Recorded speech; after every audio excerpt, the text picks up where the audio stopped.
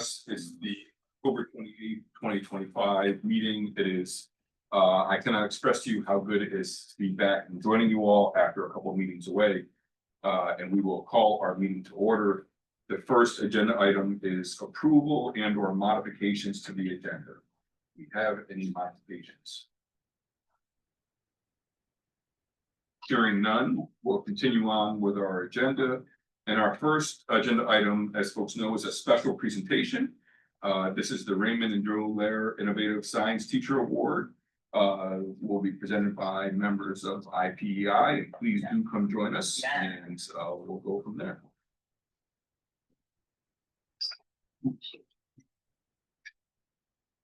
For our awarding, and Arnold and I are co-presenting. Right. Hi, everybody. Just wanted to introduce myself. My name is Indy McCasey. I'm the Executive Director of the Ithaca Public Education Initiative, or IPEI. And for those of you who may not be familiar with our work, we connect public schools and local communities. We have been in Ithaca for almost 3 decades, since 1996. We were started by a volunteer group of local parents and community members. And since our inception, we've awarded over $1 million in grant funds to ICSD teachers, staff, and students in support of innovative education and leadership. I've shared with you all our most recent annual report, so feel free to dig into that. And in addition to our grants, we provide key funding for the Kids Discover the Trail Ithaca program, which ensures every Ithaca City School District pre-K through 5th grade student has opportunity to experience local discovery trail sites. We also serve as a fiscal sponsor for the Ithaca STEM Advocates, the Fine Arts Booster Group, and various school-based projects that benefit ICSD students. Every year, we also steward over 14 awards and scholarships for Ithaca High School and the LACS students and staff, totaling $55,000. The Raymond and Joan Lair Innovative Science Teaching Award, which is going to be awarded tonight, is one such example. And this award was started by the children of Raymond and Joan Lair. The award seeks to honor their family's commitment to inspiring science education. All 8 Lair siblings attended ICSD schools, and 2 currently teach as a profession. My partner grew up in Ithaca City School District, and I'm super excited about our 3-year-old becoming a 2nd generation ICSD student. And you can learn more about IPEI's work at IPEI.org. You can also follow us on social media at Ithaca PEI. And here to introduce the 2025 Raymond and Joe Lair Award for Innovative Science Teaching is IHS Ithaca High School Principal Karen Arnold. Hi, everybody. Thank you. Welcome. 30 years. Yeah. Wow. $1 million. I'm sorry. Like before we get to the award. Thank you. 30 months when we started. So to get on with it, annually, the Raymond and Joan Lair an Innovative Science Teaching Award recognizes an Ithaca City School District teacher who, 1, creates innovative science learning opportunities that moves students toward the vision of every student being an engaged, educated, and empowered thinker. 2, increases inclusion for all students in science and STEM learning. 3, constructs sustainable programs and routinely shares their successes outside one classroom or school. This year's recipient, and this comes from the nomination, this year's recipient, quote unquote, challenges long-held assumptions about who belongs in technology spaces and advocates for ensuring that students from our most vulnerable families have early and sustained access to tools that prepare them for the future. His vision is not just about machines or coding. It is about equity, empowerment, and community education. Akil Atiba exemplifies the spirit of the Lair Award, innovative project-based, student-centered science teaching that strengthens the entire Ithaca City School District. His work has created long-lasting changes for students, students, teachers, and families alike. And I think that I think of no one more deserving of this honor. in recognition of Akil's work with the students at BJM and at the Ithaca High School. On behalf of the board, oh, are you supposed to say this part? Oh, Can I keep going? please be going. I think you're right, I'm doing okay, right? I'm not really a board of director, but here we go. On behalf of the board of the directors of the IPEI and in honor of the Laird, I am proud to present Akil Atiba with the 2025 Raymond and Joan Lair Innovative Science Teaching Award.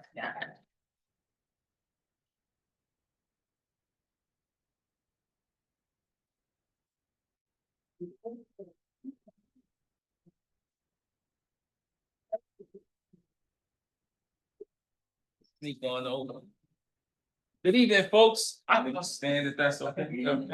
How we doing tonight? I don't know about you all, but I'm pretty tired. Taught all my classes, engaged all the students today. And I'm supposed to be in a grad class right now. I'm very appreciative to receive this recognition. This is my 4th year here teaching in Ithaca.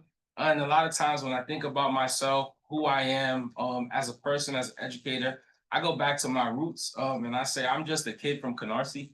Canarsie is my neighborhood. Yeah. My neighborhood in Brooklyn. Growing up, I never really wanted to be an educator, so I kind of ended up here by mistake, a happy mistake. I'm glad that I'm here. Big shout outs to Mr. Scott Briegel, Dr. Lavelle Brown, 2 people who were very instrumental in bringing me down here to Ithaca. Like I said, I never thought I was gonna be a teacher. So to now be somebody who's, recognized for my work, working with students from marginalized communities, working with students who typically don't have access to STEM, to these amazing resources that we're able to provide, it's wonderful. It reminds me of my why. Every day that I come in and I engage with that student who otherwise may not have been engaged. Who knows when somebody will grab that student's attention. I love to be the person that can do that. I love to inspire other educators and challenge them to do that work. Sometimes it's not easy engaging with students, especially students who may not know that they need to be engaged, but it's important. And I'm happy to continue doing that work. So thank you to all of you. Thank you to IPEI. Thank you.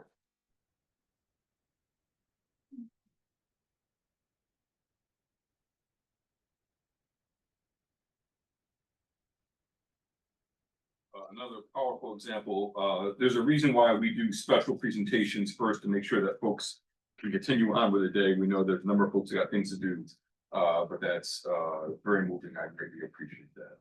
And that's why we put that first in the agenda as well. And I want to give a special thanks once again to IPEI, not only 30 years, but the leadership of Indy. I agree. Indy, if folks did not get a chance to see, gave a remarkable introduction to Eve Ewing at the State Theater about 3 weeks ago. It was a powerful introduction, and I recommend that folks continue to follow the work that IPEI does. And we thank them tremendously for not just the financial contributions to KDT, but other programs in the district as well. I'd be remiss if I just continue on with our agenda without recognizing that for many of our families, particularly that are here, and other families are experiencing a massive weather event of Hurricane Melissa. And so as someone who has family in Jamaica, someone who has family that are connected to Cuba, as well as Dominican Republic and Bahamas, I just want to make sure that we recognize and wish folks well for this massive weather event that we have not seen as I know. So I want to make sure we start there as well. With that being said, my colleague to my right, Dr. Krantweiss, has agreed to read names for our public comment, and we will continue on with our agenda. We have 3 individuals signed up tonight for public comment. First, we have Cecilia Keller.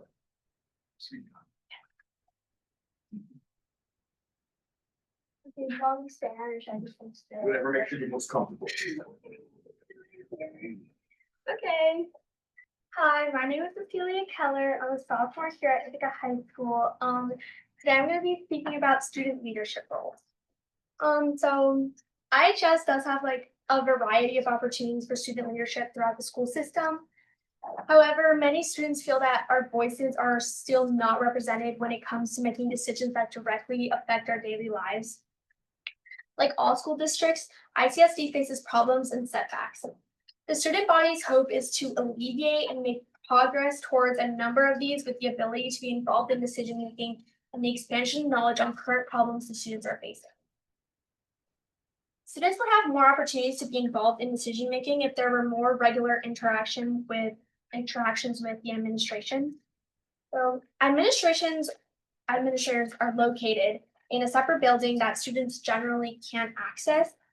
And this separation definitely provides an educational barrier between students and district administrators. This is one of the many examples of how disconnected the student body can feel from the choices that shape our education. Student council is definitely a common way that many schools work against this issue, but we feel that IHS has not succeeded in communication and transparency between the student council and the central administration. We feel that it would benefit the administration's image by increasing the awareness of the motives behind their decision-making. Currently, the student council's involvement doesn't go much beyond organizing social events or fundraisers, which, while valuable, doesn't allow students to contribute to meaningful decisions that impact their education and daily life. Soliciting the student council's input on key decisions would go a long way to helping students feel more included. By establishing a stronger connection between student leaders and district administrators, we can create an environment built on transparency and shared goals. Students deserve to have their perspectives included in conversations that directly shape their learning experiences. When students are heard, decisions are more informed, engagement rises, and the entire school community and its image benefit. True leadership is about listening, understanding, and representing, because progress doesn't happen to students, it happens with them.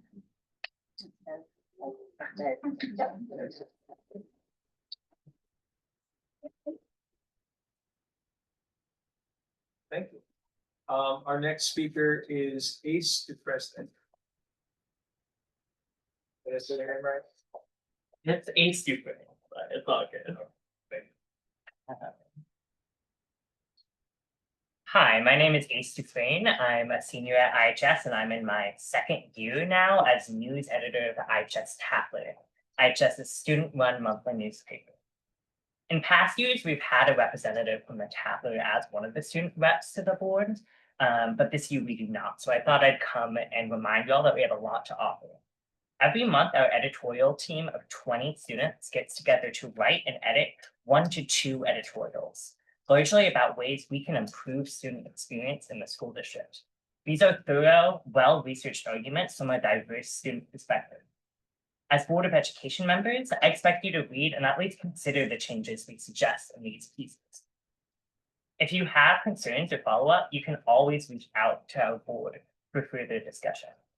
You are welcome to go to IHStatler.com or find a physical copy to stay up to date about what the student body needs from you. For a taste, our most recent editorials were how ICSD can better attract, retain, and support teachers of color, strengthening suicide prevention in ICSD middle schools, pay teachers what they're worth, ICSD needs a better salary system, and evaluating the future of ICSD's phone policy. Next week, we'll be publishing our November issue, and that will include an editorial about addressing extreme class sizes. Thank you for your time.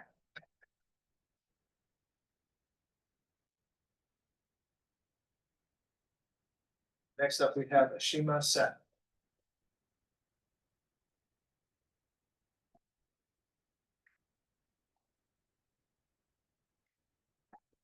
Hello, my name is Ashima Seth. I'm a junior at Ithaca High School, and today I'm representing the Teaching Debate Club. I want to talk about teachers' wages. Most particularly, I want to draw attention to ways that low wages affect the education of my peers and I. As students at IHS, we've seen these effects firsthand in the expansion of class sizes. As you know, our school suffers from a shortage of teachers.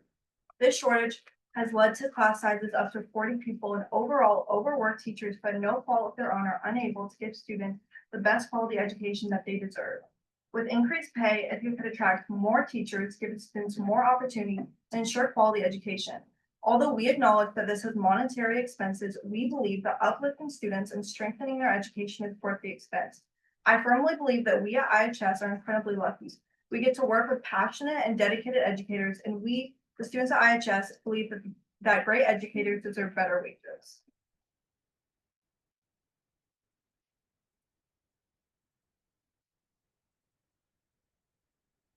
That is all for our public comment. Board responses.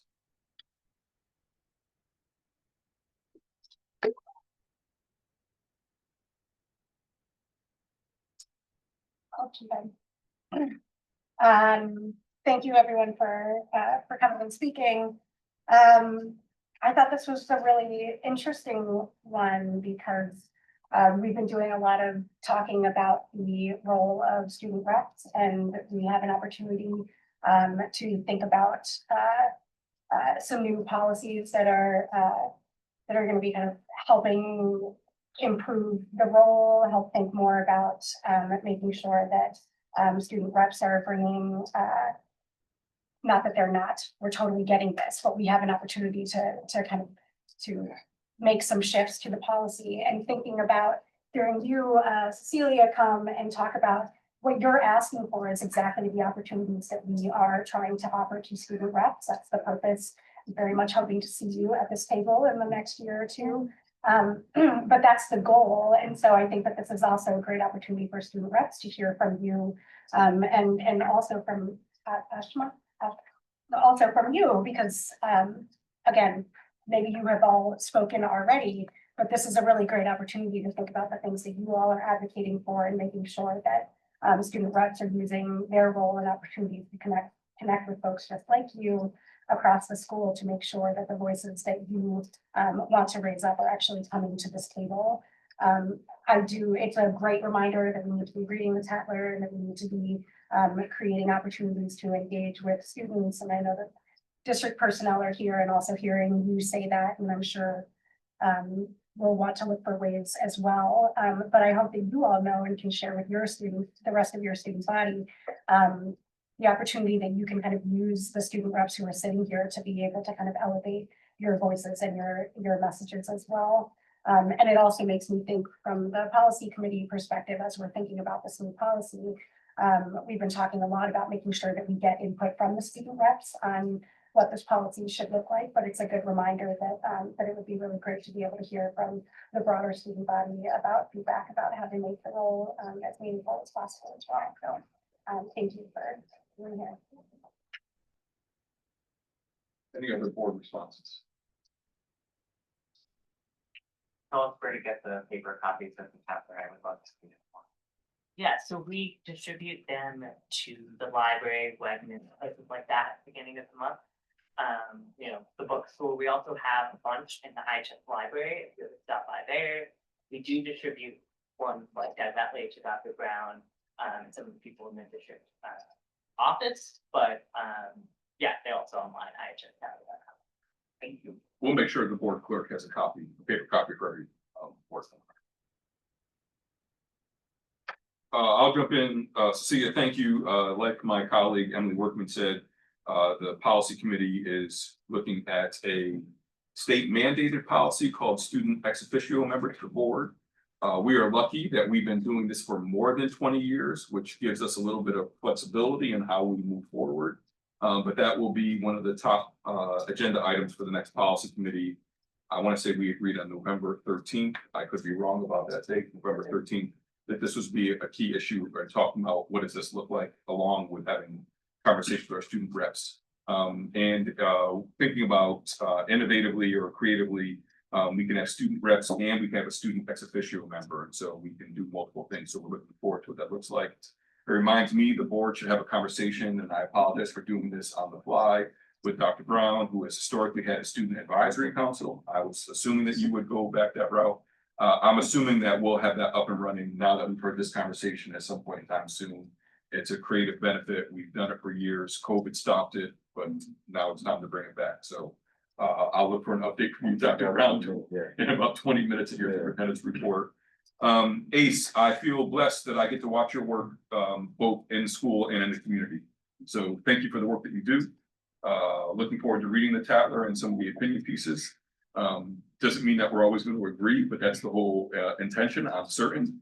But I'm very appreciative of the way in which you address issues of social justice. So thank you for your work.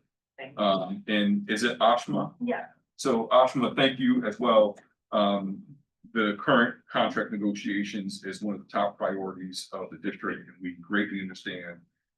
As a number of us are either educators and or connected educators, we greatly understand the issues that you raised this evening. So thank you for coming to speak to us and reminding us of that issue as well. Greatly appreciate it. If there are no other board responses, then we will hear from our student reps. And I don't know what order we're in, if the high school is up or LACS is up, or if it makes a difference. Yeah, being everyone. Student recently have completed a class survey, which gave student opportunity to share their feedback, school experience. Some junior have complaining about, no, not complaining, share about like information available about college are like limited, and they're hoping to form more resource and guideline. The National Honor Society has had its introduction ceremony last week, welcoming 89 new members, which is the largest group ever in the history of Ithaca High School. We also held an annual cardboard race last week, an event where seniors who have been taking technology class for several years, and then where they design and build boats entire out of cardboard and then race them in the pool. It's a fun tradition and students really enjoy it. On the athlete side, both girls varsity and JV cross country team as well as both varsity and JV girls soccer team and the girl volleyball team won the state championship. Additionally, JV boys soccer team also brought home a state championship title. Our team had an incredible season, and school communities were excited to celebrate their success. Okay, we would like to thank you guys for your amazing reports. And just a reminder that we do have an Instagram account where you can put in all your suggestions and all your reports that you want us to give to the board. And then also we would like to update you guys on the phone. So of course, not really anybody is using the pouches. They're just putting them in their backpacks or their pockets, which still works, I guess, because they're not out in the classroom. But that's just something that we thought you guys should know. And then also, we're wondering of our current board status because you guys are deliberating about how we could act as student reps and if we can budget and ask a question while you guys are deliberating and stuff like that. So we're just wondering about what we are currently allowed to do as reps because you guys are still deliberating. Good evening, everyone. I wanted to talk a little bit about like our music department. The chorale choir, which I'm a part of, went to the college invitational this weekend. That was a really cool experience to get to work with like a college professor and stuff and sing with some of the college students and get to hear them sing. So that's just like, and meet other people from other schools. Just like call straight love music. Along with the music, the music department is having their 11th annual collage concert tomorrow at 7:30. Just a really cool opportunity for us to all work with the other ensembles and also get to see like the kids who are new to high school and the ensembles concert. And also I wanted to touch on the ventilation and heating of the orchestra room. This has been a problem for like the past decade. And it is like, I don't know why it's just the orchestra room that does this, but the heat like fluctuates so much. It'll be like, it was 82 degrees in the room the other day. And then it'll be like really cold, which affects the instrument, especially for string instrument, very difficult to tune. I know the other rehearsal, everyone had to tune like a solid 5 times, which is fine. It's okay to work around, but it is difficult to play and difficult to rehearse. And lastly, I did just want to touch on ITA stuff. I know you guys are currently going through negotiation and a counter proposal of a step and lane, which is very wonderful. And I know that they're still continuing, but I'm looking forward to see how it's all playing out. I was also really glad about the negotiations. I watched them last week and I'm really happy that some agreements are being made and like a lot of progress being made on that, so give that. Yesterday I met with the Disability Justice Club. I know I said a couple of weeks ago that I was gonna meet with them and bring back some concerns about that and some questions.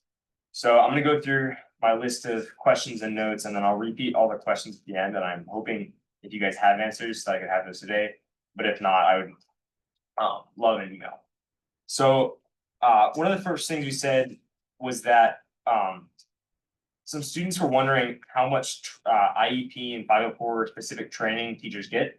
I know teachers get training on neurodivergence and trauma and a wide range of topics, but IEP and 504 specific training was a question. The other question was, and I know this is iffy with budget constraints right now, but teachers or students feel like there's not enough social workers or guidance counselors. And so the question there was, would there be discussion around hiring more of those, whether for the district in general, whether just for the high school. Another concern brought up was that there's not a lot of communication about IEP and 504 specific stuff throughout the district. So one of the specific things brought up was college board related communication. There's a student that shared their experience applying for accommodations for the PSAT or the SAT, and their accommodations were denied because they applied late, because the email that was sent out to tell students when to apply was not just about the accommodation, but about many things, and there's just one sentence about when to apply for accommodations. And so there are students that aren't getting the things they need given to them on tests like the SAT, which are really important, because there's not enough communication. And so I think that's something that could be fixed pretty easily. Related to that, some students said it, like, resources in the district are not easy to find. So it's not easy to find them on the website. It's not easy to know who to contact if you have problems with your IEP and 504, and it's hard to contact people even if you know them. Another concern brought up, and this is more a building specific thing, but there was a student that shared their experience. They've had this experience multiple times, that they have a break pass in their accommodation plan, but to use that break pass, they need to go to the guidance counselor's office, but sometimes there's just no one at all in the guidance counselor's office, and so they can't use their break pass, or they have to wait longer to use their break pass. So that is something that needs to be fixed. On the good side, the students do feel that there is a good amount of support and that there are ways to speak up for themselves. And there were some current concerns about AP classes being less accommodating in some instances, or in some circumstances, but even in AP classes, overall, many teachers are still willing to accommodate, and so that environment is really good. The last question I had was it's more about elementary schools, actually. I know there are kids that are supposed to have one-to-ones that are teachers' assistants and not just aides. But there are a lot of kids that are receiving normal aides instead of TAs because there aren't enough TAs in the building. So I know hiring more TAs is expensive, but my question is, could we give existing aides TA training / does the district already pay for this sort of training? And if we do pay for that training, why aren't more aides taking this training? So I'll repeat those questions real quick. How much IEP / course of training do teachers get? Can we hire more social workers or guidance counselors? And then TAs to aides. And that's all I have. Right, sorry. I'll switch tabs for a second. Okay, just me tonight. First thing, although the buses have improved since the start of the year, we still have some buses that arrive consistently late. Mine arrived around like 9:15 this morning, which meant I missed 15 precious minutes of being bonked on the head by a football in gym class. So if there's anything that we can do about that, I know that you guys are pretty much powerless in that regard, but just so that it's on your minds. And then like totally on the flip side of that, huge thanks to everybody who was like driving, organizing, all of that, all of the buses. We've had like a few, like I know LACS is like probably the most difficult school to bus for. Not probably, just absolutely 100%. All of our field trips and all of our students living literally like all around this entire area. So they have been absolutely wonderful getting students like where they need to go to school, to field trips. And then on this one occasion, which like last week, I got to IHS to get on my second bus and a student there said, the power went out. They're gonna bus us to school and then bus us back home. So it was really fun. We got to like drive to school and then sort of stand in the dark gym for a little while. And then we all sort of like bus back home. And it was a logistical nightmare for the buses. And so we are really grateful to them for figuring all of that out and getting us home on that very exciting power outage day.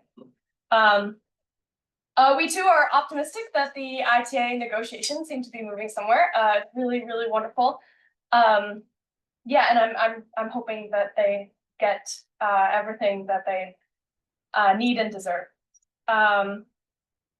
Cycle 1, that's because we're silly, we say cycle instead of quarter, but that's coming to a close. That means new projects for next cycle. So the project booklet just went out and there's some exciting offerings. Swing dancing is continuing. I just did that today. It's so much fun. And it also means evaluations. So instead of grades, our school does narrative evaluations. Students write a self-reflection and then hear back a response from the teacher. And we just this year lost the platform that we used to have these evaluations on with the teacher who maintained it. So we've been working with the tech department to create an interim solution for that, and that should be ready fairly soon. Of course, the cycle ends like next week-ish, so we gotta definitely make sure that that is figured out and then we get on track for creating a new permanent solution. Some really smaller things, Shakespeare, LACS Shakespeare is putting on a play this year, and I'm totally blanking on which one it is. It's my first year not being in it in a couple of years. But it will be on the November 21st, 22nd, and 23rd. Advisory Council is one of the decision-making bodies in our school, and that draws in people, students and staff and former students and staff and parents and literally like the wide reaches of our community. And board members are always welcome. I know it's a busy day for you guys. I literally just came from that. It's every other Tuesday, or actually no, every month on a Tuesday from 4 to 5:30. And it's really great. It would be awesome to see one of you guys there at some point. And then lastly, fundraising is a huge part of what we do at LACS. We've got a lot of things to raise money for, especially our spring trips that we take every year. And that has also begun. So Spanish Trip, which I'm in, is doing yard work. Just to be totally shameless again, if any of you have like lots of leaves just sort of sitting in your yard, that's what we're for. We can take care of those.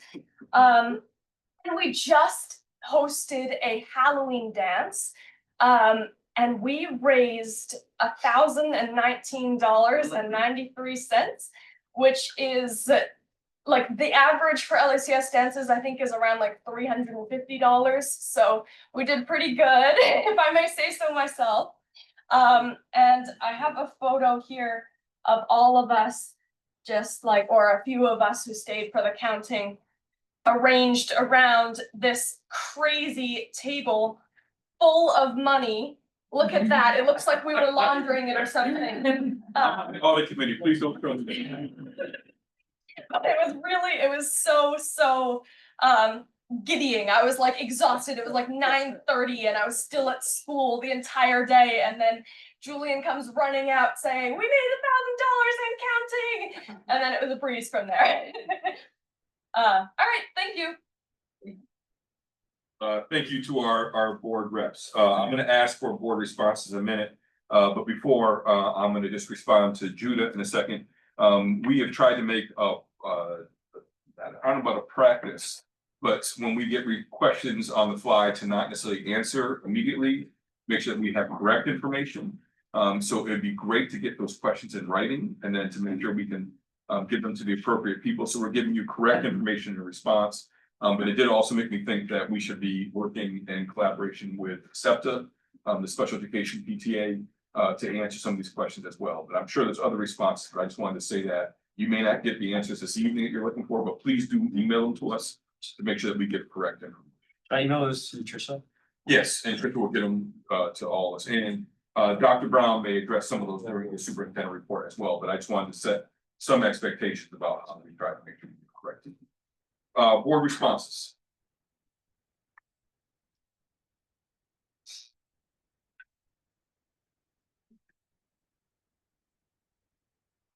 Fantastic. I'll jump in. This is not like me.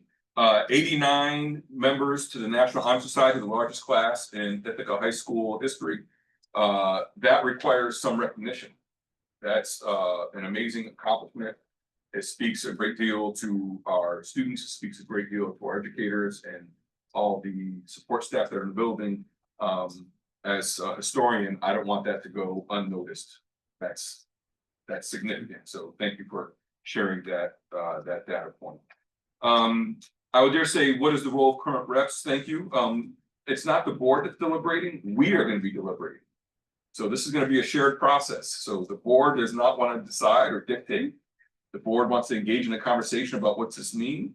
Again, we feel blessed that we've been doing this since at least 2003. Tricia, we can find minutes of board reps attending board meetings and having a seat at the table.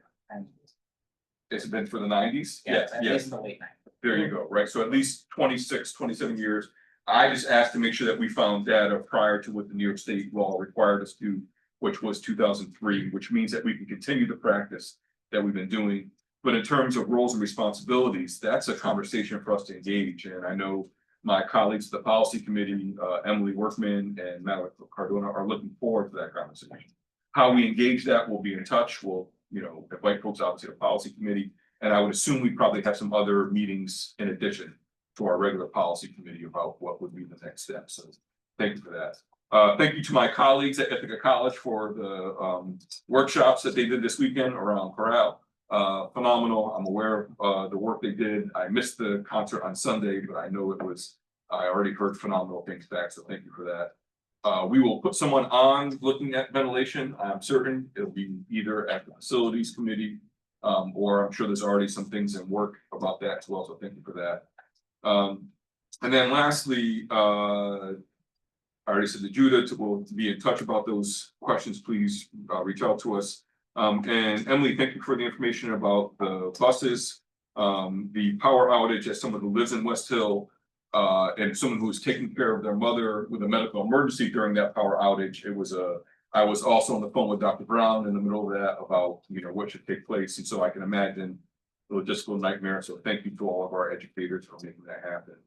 And then lastly, a new platform for the LICS narratives. I feel compelled to say, because I can say it, if it wasn't for writing LICS narratives, I would not have found the best fountain pen in the world. And so prior to us putting it into some sort of digital format, they were usually handwritten on forms. So I love the fact that we're going digital, but I also miss the handwritten version. Any other board responses? Well, just to encourage our community, as it was announced about tomorrow night's collage, that's a musical phenomenon. And it's a beautiful event to attend, and it will be, I assume it's always at Colport Memorial at 7:30. And where all musical groups get together, the orchestra, the choir, and the band. And our music teachers do exceptional work. So I, as a former parent, always still attend this, so I'm looking forward to it. Hearing no other responses, let's continue on with our agenda and we'll move to the consent agenda.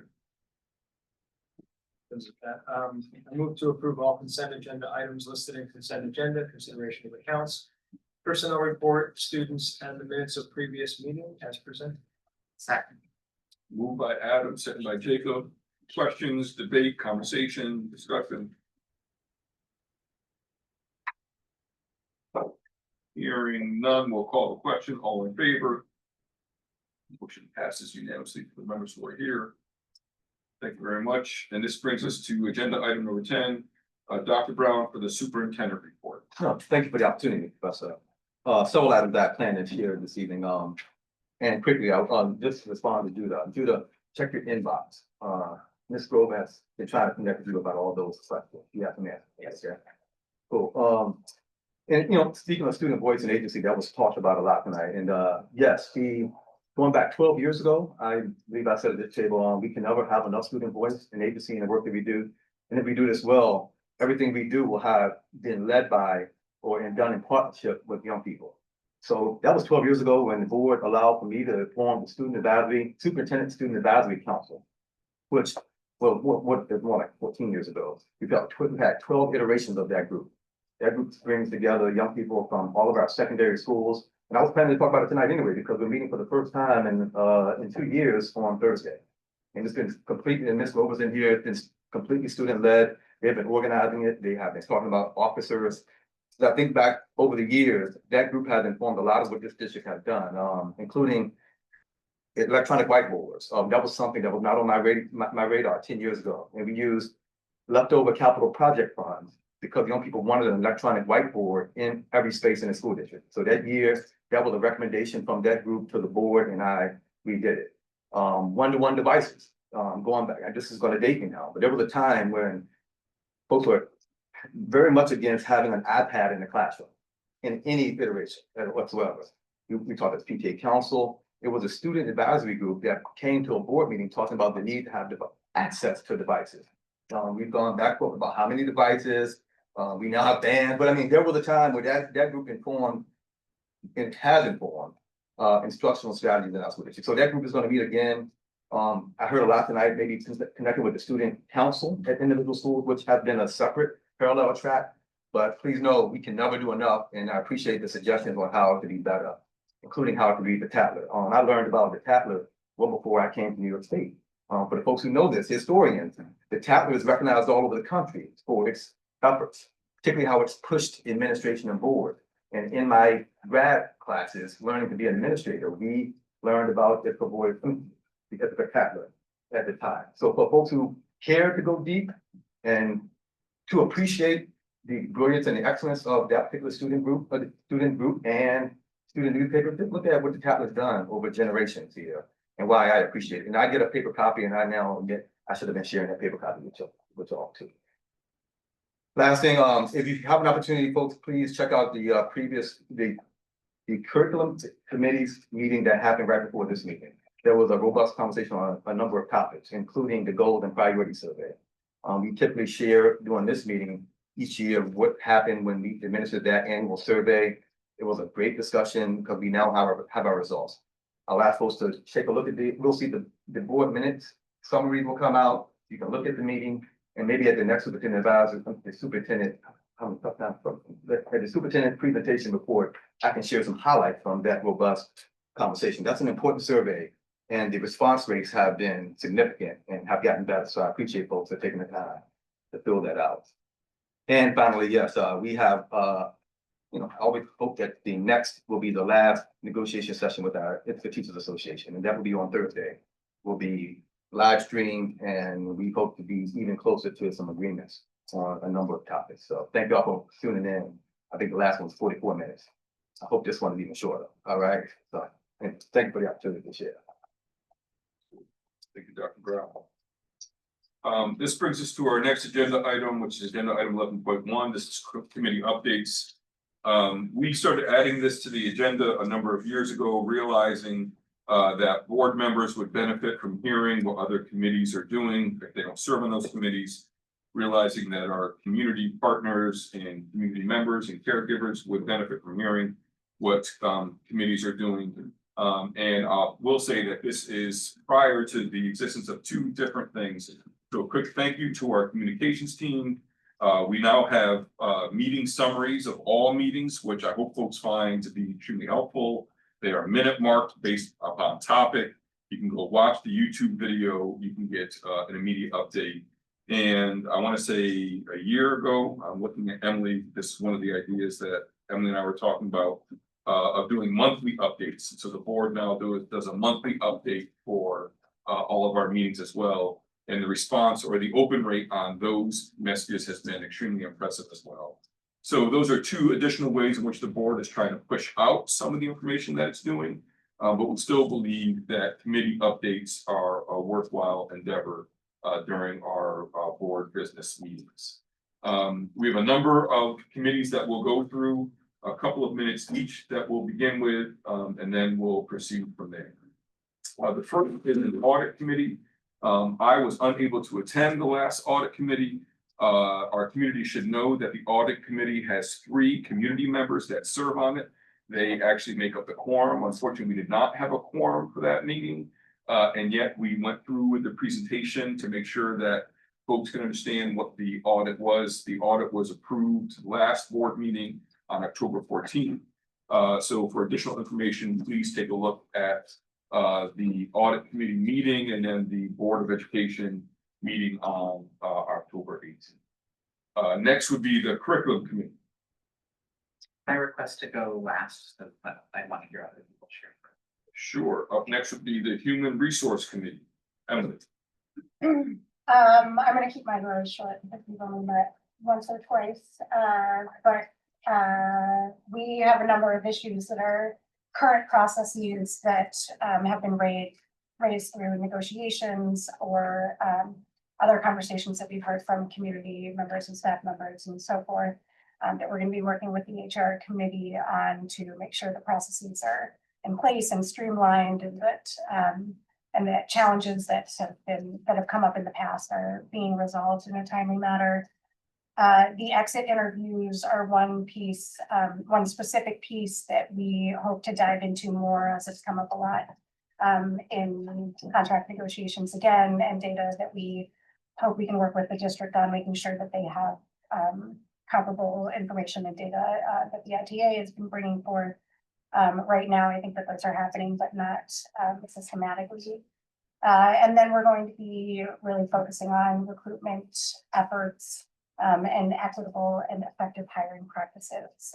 And those are the main buckets that so far the HR committee has decided to focus their attention on for the year. Thank you, Emily. The Facilities and Finance Committee, which we combined this year, Dr. Blaylock. Yeah, sure. So we had a construction update, some good progress made on our new STEM labs. Had update on the timeline for the capital project. We're hoping to initiate in May. And then two notable things. One, on the facility side, there is some money left over from the 2019 bond. And we also learned, I learned that the shower facilities at the high school are original from 1964. And apparently that's old. And these showers are in need of updates. So we had some discussion about that. Todd, I think is going to do a shower tour, report back to the board. He thinks maybe it can be done for a little less. We'll see. Some discussion on that. And then on the finance side, we had 2 noteworthy pieces of information from Dr. Lissy, and he correct me if I'm getting it wrong. One is that our fund balance is healthier than we had thought. That's the result of the final audit. Audit has revealed that we have a little bit more cash on hand than we anticipated. So that's a good thing.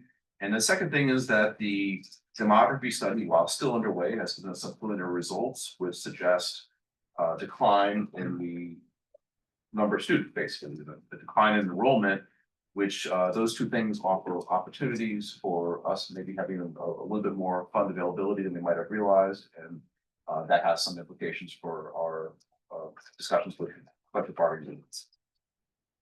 Appreciate it. Thank you, Garrett. Can I ask a question? Should we, that we don't really do it, but by all means, please do. Let's do something different. So, just to, maybe this is a clarifying question, you said, you talked about leftover bond money and then also showers, are those connected, like the leftover bond money, that's. The question is, are you gonna use that on the showers or the? That's the proposal, yes. How are the showers arrived at as opposed to something else? Because, as I said, they're original from 1964 and they're reportedly decrepit. No, I understand that, I guess I'm thinking like. Other facilities conversations I've heard like there's a number of facilities concerns. Yeah, I mean, so Tatum Engineering advised us on this and they do a triage of sort of the available funds and the needs, and it was their recommendation that the showers were the best use of those funds, given the amount of funds and the need. So I guess I didn't ask. I mean, I'm sure they had the showers at the top of the list. I'm sure there was number 2, number 3, and number 4. I didn't ask what those were, but you could. But we also have a facilities evaluation where we review all of the facilities throughout the district, and there's a list of items in there, so it would be a discussion of like which one. How does first the shower versus the bleachers, right? Well, the bleachers are actually also getting done too, so that the bleachers are, Cliff knows, but actually the bleachers are gonna be done as well, so they were on the list. It was the shower, so that was the most interesting discussion. Yeah, I was just curious from the. I'm obviously late to the conversation, it sounds like, am I to assume that like there is conversation? Yeah, I mean, a slightly more elaborate answer since you're asking is that the athletic director came and she's identified this as a priority. And it's not just student needs, although those are important, but there's also a desire to have more community engagement, or I would say community use of the pool. So that means, stakeholders in the community as well as teachers who are being offered, teachers and other staff members who are being offered the opportunity to come use the pool before the start of the school day. In order for all those things to happen, the showers were identified as the priority need. I feel compelled just to add in this moment that these are conversations that are always much more complex and never simple. One of the things that we learn is that there may be a building that may be in need of particular updates or something, but we may be near the max of what the return rate would be for getting money back from the state. And so part of it is oftentimes what is the amount of money we've already invested in a particular building over a 5-year span. Anytime that there is a capital project that is approved by the voters, it is up to a certain amount of money. The goal is never to reach that amount of money, but if there are immediate concerns, that we then use those funds because they've been allocated for and budgeted for. And so I think that's a great question, Jacob, and I just want the community to know that it's always much more complex than we just picked showers, right? That we could have picked a library someplace, but financially at the moment that may not make the best sense. As we're looking at, any number of buildings, 120 million capital project, and whatever that looks for. So I would actively encourage our community to attend our finance facilities committees to be able to get into the nuance of some of those things, because it's never an easy decision, even though it may seem like it's a no-brainer, if that makes sense. Is that a fair? Yeah, so all those things are absolutely true, and there are, we have advisors on this, but there's a lot of rules and regulations associated with the amount of money that we put in different buildings and timelines and the state rebate and all that. So I just didn't get into that in the summary of the meeting, but it is all there in the, I mean. Right there in the meeting. In the meeting, yeah. I appreciate it. I was an hour and a half meeting. Yeah, and as a former IHS student, I have no nostalgia towards the shower. And Those are maybe the bleachers will be next. Policy committee, because you've asked to go last, right, Jacob? So the policy committee, our last meeting was a robust meeting. We had a presentation by Dr. Dana Bryman about the safety plan, where we also had a conversation about what takes place anytime the district or a particular school may receive a threat and what the process is. That's also identified in the safety plan. A public hearing will be happening soon, Tricia. I don't know the exact date at this point in time, my apologies, but there will be a public hearing about the safety plan and it is available on our website. I believe we finally finalized the public use of school facilities policy.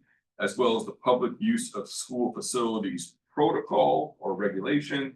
We want to thank the community for pushing us and thinking differently in terms of thinking about both indoor spaces and outdoor spaces.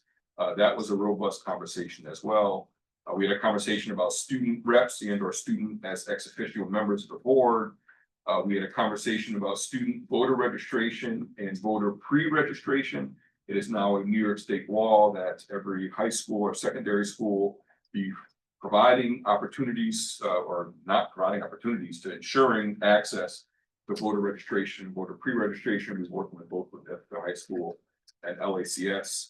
And then lastly, the policy committee spent some time at the policy meeting and then a separate meeting with just the policy members about naming of facility spaces and or locations. The board has received a couple of requests over the past year. In my time on the board, we received numerous requests about naming and or honoring spaces and locations. The board has never had a policy, and so we've been researching what other communities have done.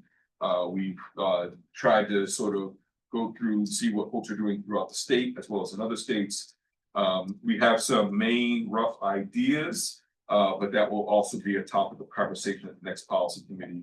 Understanding that this will be a prolonged process, we will make sure we get input, because we want to write a policy since the first time that this policy has been written that actually tries to capture and think about this in a much more holistic way.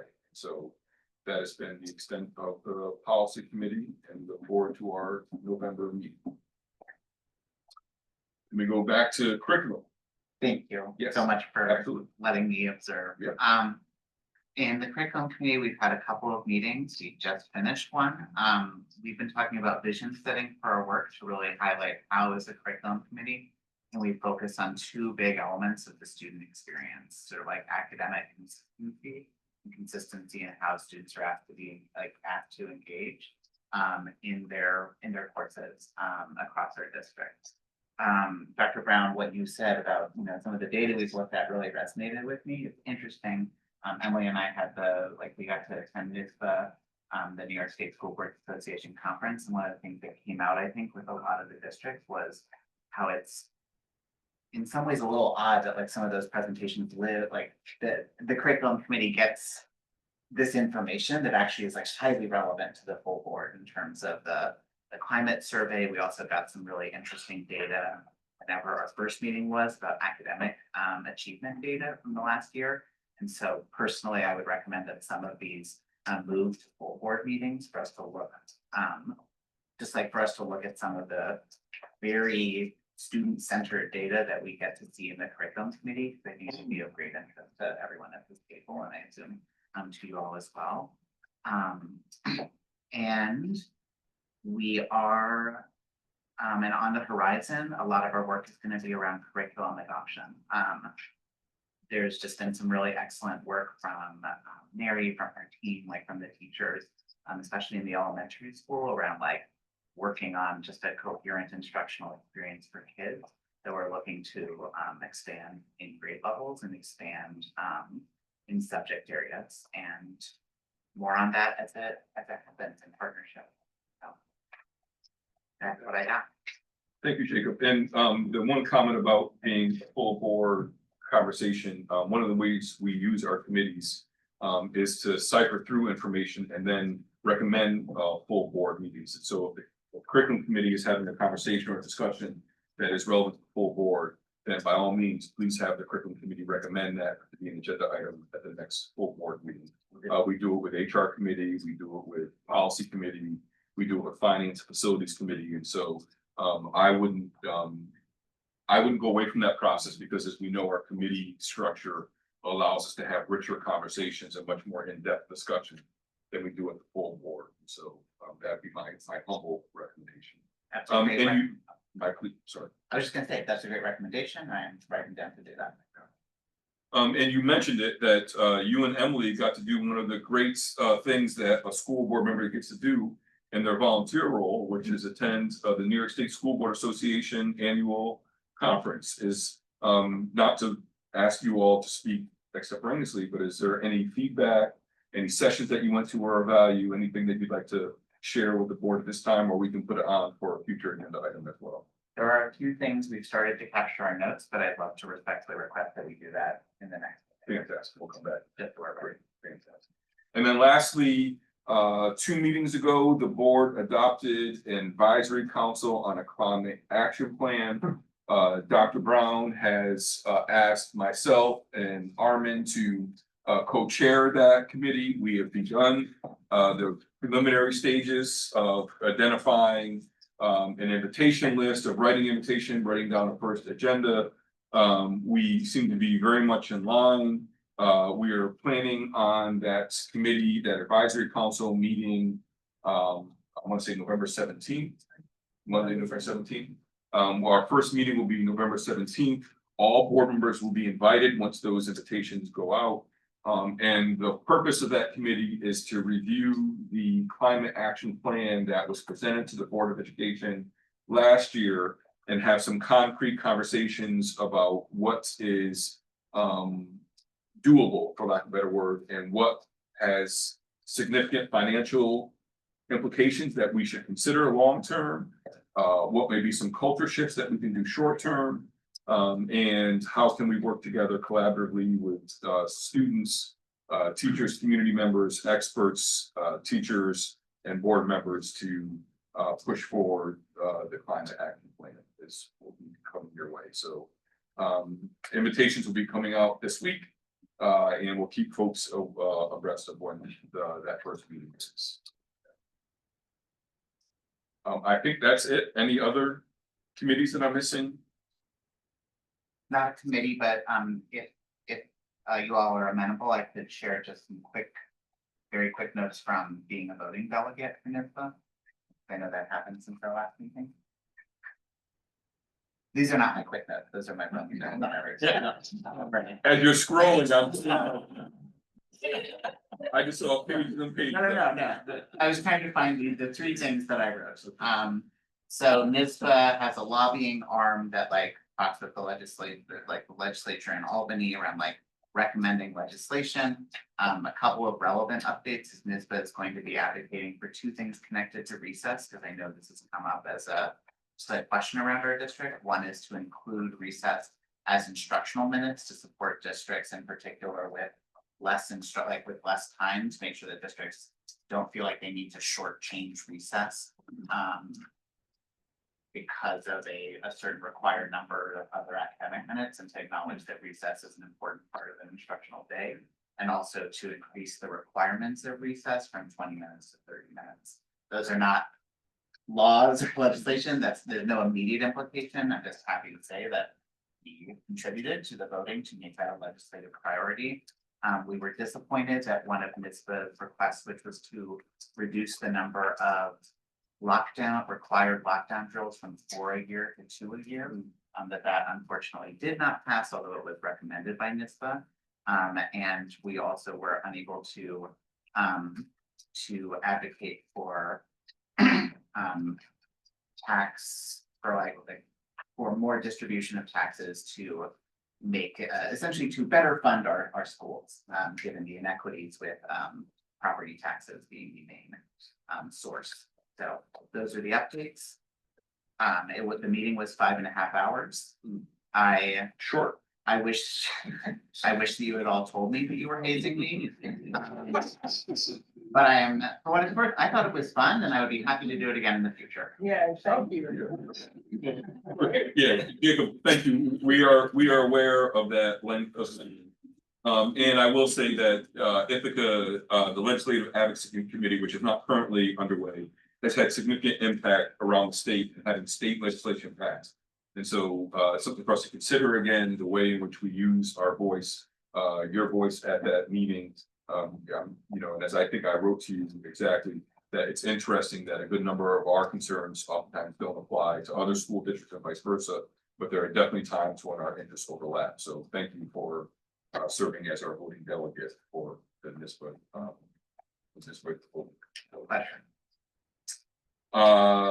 If there are no other things, we have some upcoming meetings coming soon. Some policy committees coming up, a board facilities and finance committee, a board voting meeting. Please, we'll make sure that we push those out. And in the meantime, the board has the opportunity to enter into executive session. I would humbly recommend that we change the language that is here to be much more specific. Do you have specific language there, Jacob, that you're gonna read? There are Wait, what? I'm sorry, say that again. no need, that was a different conversation. We are hoping to enter into executive session to discuss IT negotiations and the superintendent evaluation.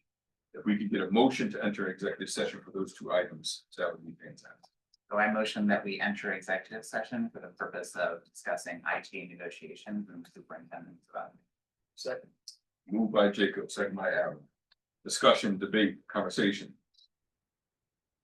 Love the specific topics. Hearing none, let's call the question. All in favor? Unanimous for the board members here. This, for the most part, will conclude our board meeting. We have no other voting agenda items. We will come back to close the meeting, but this will be the end of the meeting for tonight. Thanks to you all very much. Appreciate it.